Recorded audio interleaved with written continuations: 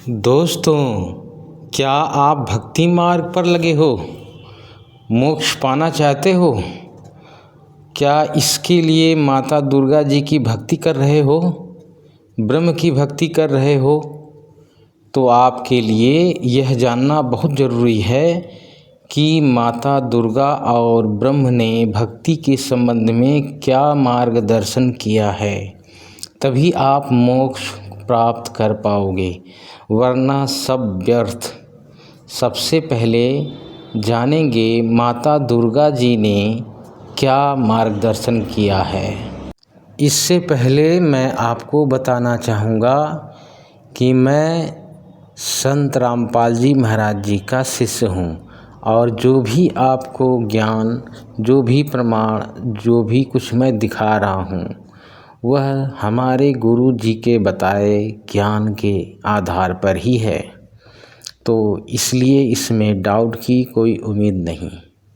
और ये भी ध्यान में रखिए कि संत रामपाल जी महाराज जी का जो ज्ञान है उसका खंडन करना मुश्किल ही नहीं, नामुमकिन है।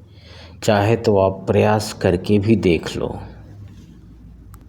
प्रमाण के लिए लेकर चलते हैं आपको श्रीमद् देवी भागवत पुराण,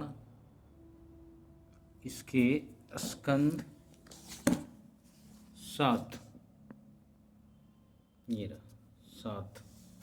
ये उस एकमात्र परमात्मा को ही जाने, दूसरी सब बातों को छोड़ दें। यही अमृत रूप परमात्मा के पास पहुंचाने वाला पुल है। संसार समुद्र से पार होकर अमृत रूप परमात्मा को प्राप्त कराने का यही सुलभ साधन है। जिस प्रकार रथ के चक्के में अरे लगे होते हैं, उसी प्रकार शरीर की संपूर्ण नाड़ियाँ हृदय में एकत्र स्थित हैं। उस हृदय में ही विविध रूपों में प्रकट होने वाला परब्रह्म संचरण करता है, अंतर्यामी रूप से वर्तमान रहता है। इस आत्मा का ओम के जप के साथ ध्यान करो। इससे अज्ञानमय अंधकार से सर्वथा परे और संसार समुद्र से उस पार जो ब्रह्म है उसको पा जाओगे। तुम्हारा कल्याण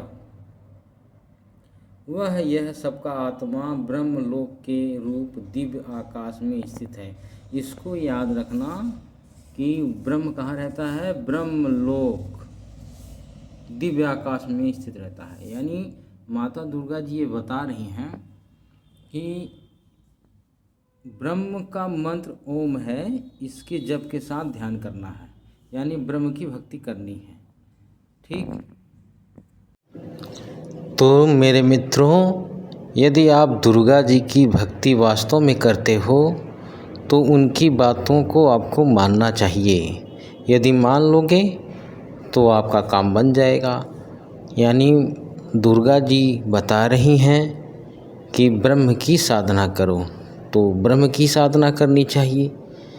लेकिन अब ब्रह्म भी कुछ मार्गदर्शन किया है, उसको भी देखना आपको बहुत ज़रूरी है। तो उसको भी आगे मैं दिखाने जा रहा हूँ। अब मैं आपको दिखाऊंगा कि ब्रह्म ने क्या मार्गदर्शन किया है।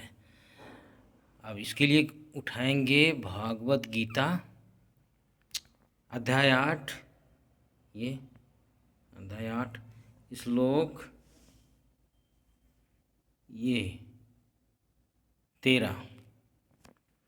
सब इंद्रियों के द्वारों को रोककर तथा मन को हृदय में स्थिर करके उस जीते हुए मन के द्वारा प्राण को मस्तक में स्थापित करके परमात्म संबंधी योग धारणा में स्थित होकर जो पुरुष ओम इस एक अक्षर रूप ब्रह्म को उच्चारण करता हुआ और उसके अर्थ स्वरूप मुझ निर्गुण ब्रह्म का चिंतन करता हुआ शरीर को त्याग जाता है, वह पुरुष परम गति को प्राप्त होता है।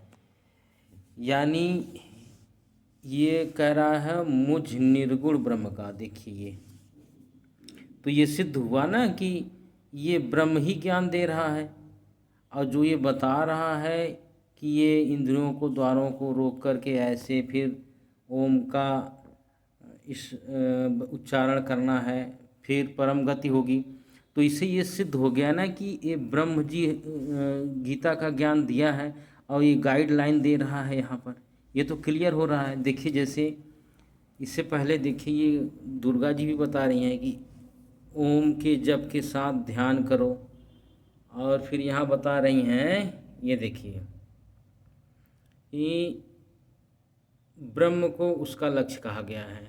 ठीक है, अब फिर कर रही हैं, ये यहाँ पर है, एक मिनट यहाँ, वह यह सबका आत्मा ब्रह्म ब्रह्मलोक रूप दिव्य आकाश में स्थित है। यानी ब्रह्म के ही विषय में माता दुर्गा ने ये बताया था जो आपको दिखाया वीडियो, और ये जो है ब्रह्म बोल रहा है यहाँ पर। ये ओम इस एक अक्षर रूप ब्रह्म का उच्चारण फिर करा मुझ निर्गुण ब्रह्म का, यानी वो जो गीता का ज्ञान हुआ ये ब्रह्म ने दिया है।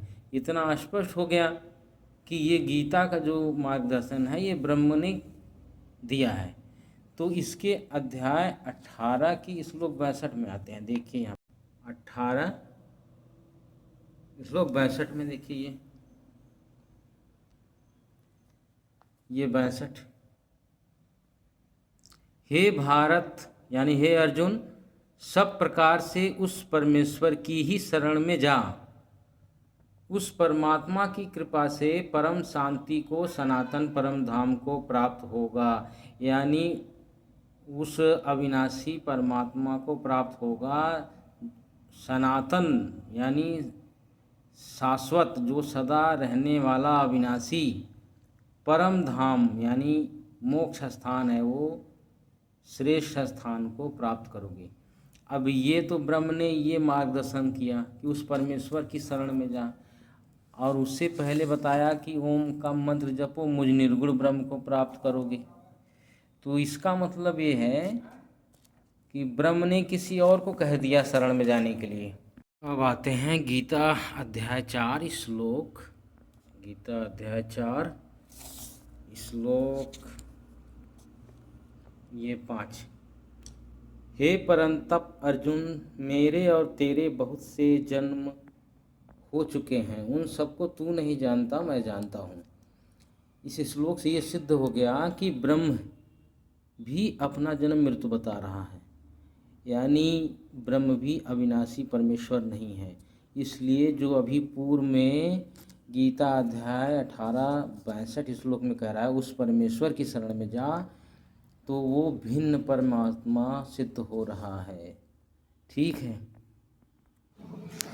तो मित्रों, जिस ब्रह्म की आप साधना करते हो वह ब्रह्म स्वयं अपने से भिन्न अविनाशी परमेश्वर किसी और को बता रहा है, जो गीता अध्याय 18 के 62 में बोल रहा है।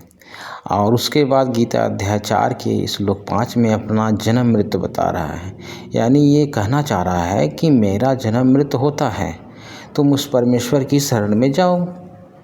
अब जो है मित्रों, उस ब्रह्म की बात मान लो और उस परमेश्वर की खोज करो। अब ये अगर आप सोचते हो कि ये चीज़ कौन बताएगा, तो ये सिर्फ एक ही दुनिया में इस समय है, वह तत्वदर्शी संत रामपाल जी महाराज हैं। उनके सत्संग सुनो, उनके YouTube पर बहुत से वीडियो हैं, अपलोड हैं, उनको देखोगे तो पूरा का पूरा डाउट क्लियर हो जाएगा, कहीं से भी किसी तरह का संशय नहीं होगा। धन्यवाद।